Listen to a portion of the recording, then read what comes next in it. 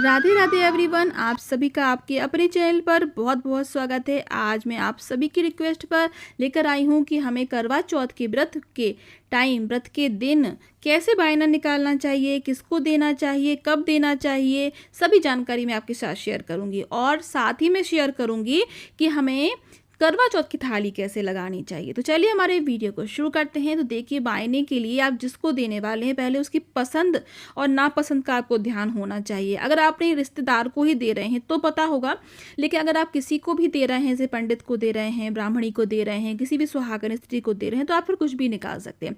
बस सामान ऐसा दीजिएगा जो वो यूज़ कर पाएँ। ऐसा नहीं कि आपने बस देने के लिए ही खरीद लिया है। जो वो चीज़ यूज़ कर पाएँ, जैसे आप खुद पहनते ओढ़ते हैं, श्रृंगार का सामान इस्तेमाल करते हैं, वही चीज़ें आपको दान में भी देनी चाहिए। तभी आपका दान जो है वो फल देता है। तो देखिए, मैंने यहाँ एक साड़ी ले ली है, कॉटन की साड़ी है, क्योंकि ये मैं अपनी सासू माँ के लिए निकाल रही हूँ, तो वो ऐसी साड़ी पहनती हैं। तो मैं यहाँ कॉटन की साड़ी निकाल रही हूँ। चूड़ियाँ निकाल ली हैं, कांच की चूड़ियाँ हमें दान करना चाहिए, बहुत शुभ होता है। एक जोड़ी पायल बिछिया भी मैं इसमें रख रही हूँ, चांदी की प्योर पायल बिछिया है ये। मेहंदी है, बिंदी है और एक तेल है, और एक मैंने यहाँ क्रीम रखी हुई है, और नेल पेंट भी रखा हुआ है साथ में, और एक काजल भी रखा हुआ है, और सिंदूर है। तो ये सभी चीज़ें हम वायने में निकालेंगे। और साथ ही में आप यहाँ दक्षिणा भी निकालिए, साथ में इसके आपको पैसे भी रखना है, और इसके साथ में आपको फल और मिठाई भी रखना है। अब आपको जो सुहाग का सामान माता के लिए लगा कर रखना है, जो कि बाद में आप खुद इस्तेमाल कर सकते हैं, वो आप रखिएगा इस तरीके की बांस की डलिया में। अगर हो तो बहुत अच्छा है, नहीं है तो कोई बात नहीं। इसका देखिए, मैंने एक यहाँ चुनरी रखी हुई है। ये चुनरी अलग है और माता को चुनरी उड़ाने वाली अलग है, दो चुनरी है अलग अलग। इसका देखिए, मैंने यहाँ पर एक रुमाल रखा है, बिंदी, मेहंदी और चूड़ियाँ रखेंगे। चूड़ियाँ जो आप बाद में खुद पहन सकें, या कड़े हों या चूड़ियाँ हों, वो आप रख सकते हैं। ये जो सामान है ये आप खुद अपने इस्तेमाल में लाएंगे, ध्यान रखिएगा। तो एक यहाँ देखिए, मैंने एक यहाँ मंगलसूत्र भी रखा हुआ है। तो जो भी नया सामान आप लेकर आए हों, खरीद कर लेकर आए हों, वो आप यहाँ पर रख सकते हैं, क्योंकि माता को हम चढ़ाकर कोई चीज़ पहनते हैं तो वो उनका प्रसाद हो जाता है। इसके बाद हमने यहाँ सिंदूरदानी रखी है। अगर आप पीला वाला, जो नारंगी वाला सिंदूर होता है, वो लगाते हैं तो वो भर लीजिए इसके अंदर, नहीं तो आप जो रोली वाला सिंदूर होता है तो वो भी भर सकते हैं।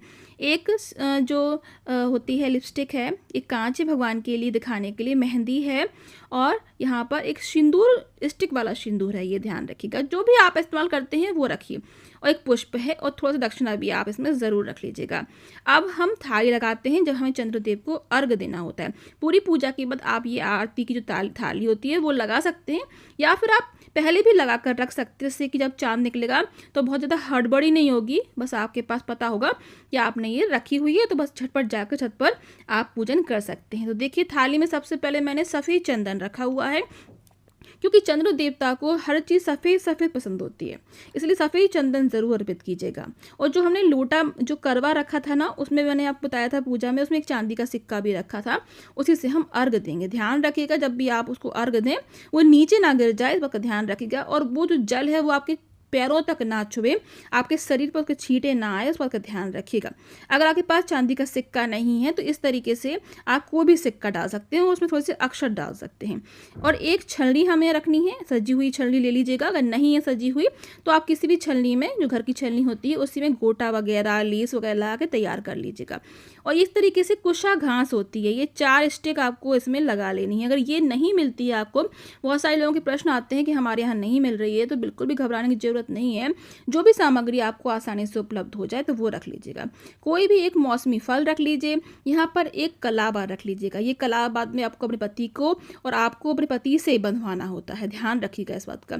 एक अलग से लोटा भी हम रख लेंगे हमें जल पीने के लिए, और इसमें साफ जल भर लीजिए, क्योंकि इससे आप अपने पतिदेव को पिलाएंगे और आप भी पिएंगे। पतिदेव की पूजन कैसे करनी है उसका सेपरेट वीडियो मेरे चैनल पर आ चुका है, आप देख लीजिएगा। इसके बाद आपको यहाँ पर रोली और हल्दी भी ध्यान से रखना है। कुछ ड्राई फ्रूट्स और कुछ मिठाई भी आप ज़रूर रख लीजिएगा। भगवान को अर्पित कर कर, चांद देवता को अर्पित कर कर आप अपने पति को खिलाइएगा, और पति से भी खुद भी खा लीजिएगा। फिर इसके बाद आपको यहाँ पर एक अलग से मैं छोटा सा लोटा रखा हुआ है। अगर पानी की कमी होती है चांदी के गिलास में, हो सके अगर आपके पास हो चांदी का छोटा सा गिलास तो उसी से पानी पीजिएगा, मतलब कि यानी पति देव से अपने आप को पी लीजिएगा। और इसका देखिए एक दीपक हमें चाहिए आरती के लिए। आप मिट्टी का दीपक भी ले सकते हैं, क्योंकि छलनी होती है उसमें हमें दीपक रख कर चांद देवता की आरती भी करनी होती है, और वही जो दीपक है वो छत पर आपको वहीं पर छोड़कर आना पड़ता है। पूरी पूजा कैसे करनी है चंद्र देवता की वो मैं चैनल पर डाल चुकी हूँ, आप ना देखी हो तो आप देख लीजिएगा। अब एक छोटी सी कटोरी ले लीजिए भगवान जी को प्रसाद लगाने के लिए। तो मैं यहाँ फलहारी पेड़े का प्रसाद लगाऊंगी।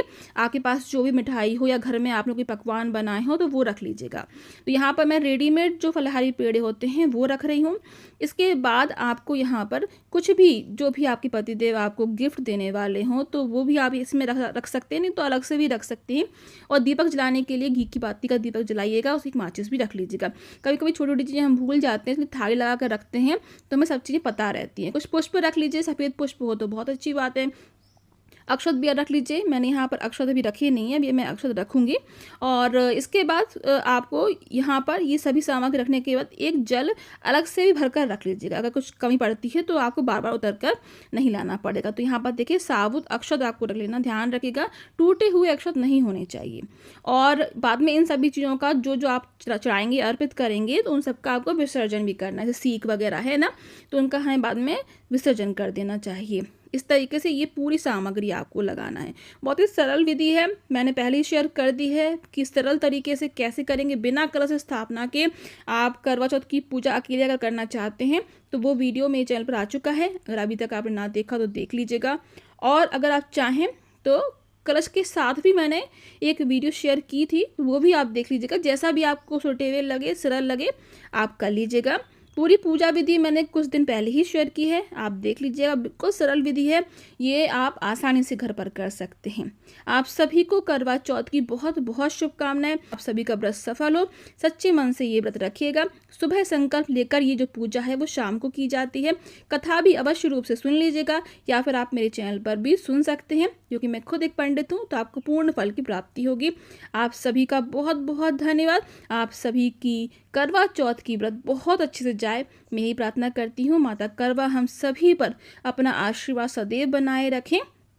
इसके बाद भी अगर आपके मन में कोई भी क्वेश्चन हो तो आप मुझसे पूछ सकते हैं। आप कहाँ से मेरा ये वीडियो देख रहे हैं वो मुझे ज़रूर बताइएगा। इस वीडियो को ज़्यादा से ज़्यादा शेयर कीजिएगा। नए ही मेरे चैनल पर सब्सक्राइब कर लीजिए, बेल आइकन को प्रेस करना बिल्कुल भी ना भूलेगा, जिससे सबसे पहले आपको नोटिफिकेशन मिल जाएगी इसकी। आप सभी का बहुत बहुत धन्यवाद। राधे राधे।